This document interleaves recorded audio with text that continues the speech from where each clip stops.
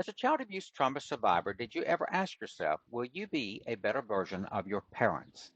Now, we all know that parenting is not easy. Still, this fundamental question is something that we all should challenge ourselves.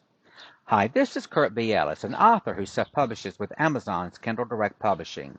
Stay tuned and let me share how I became a better, improved version of my parents. I grew up in southeastern North Carolina during the repressive 1960s and 70s. Life was hard. We children were treated like chattel used for the betterment of our farm.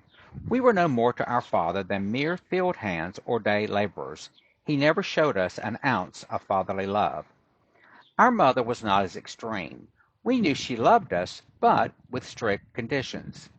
We would only be praised if we did her bidding and made ourselves look good to her family, church, and the larger community. She was all about appearances, so making her look good was critical.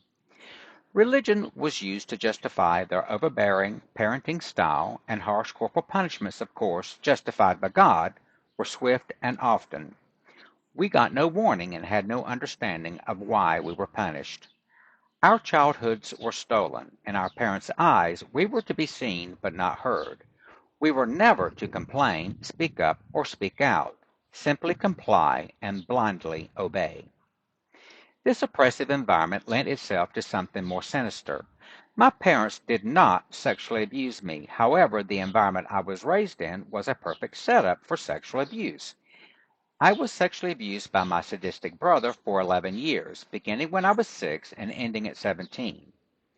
As a teenager, I remember vowing to myself that if I ever had the opportunity to be a parent, I would do better than how I was raised. Now, I was not the perfect parent. None of us ever are. We can all look back and Monday morning quarterback what we should have handled better with our children. However, I introspectively looked at my upbringing when my first child was born. I was steadfast and determined that there would be change. No more harsh religion or corporal punishments. No more not allowing my child to have a voice. No more not feeling unconditionally loved. No more not allowing my child to learn how to pick themselves up when mistakes are made.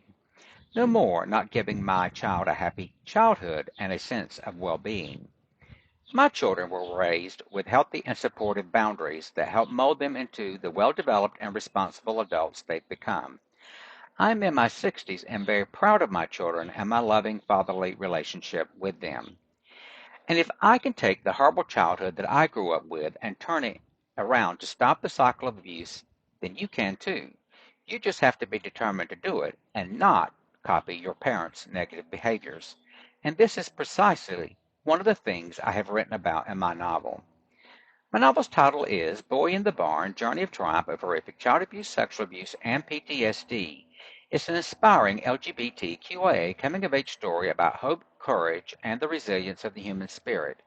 My novel is for sale on Amazon in Kindle, paperback, and audiobook form. The audiobook is also distributed on Audible and iTunes. As a reminder, please leave honest reviews and ratings for my books and audiobook. This helps me to be recognized by other valuable readers like yourself. Thank you for your time today. Also, click on the links below and see my published books. Like my video? Hit the subscribe button and give me a thumbs up. And don't forget that your feedback is always greatly valued and much appreciated. I enjoy hearing from you, so please leave your comments below and I will respond as soon as possible. Have a wonderful day.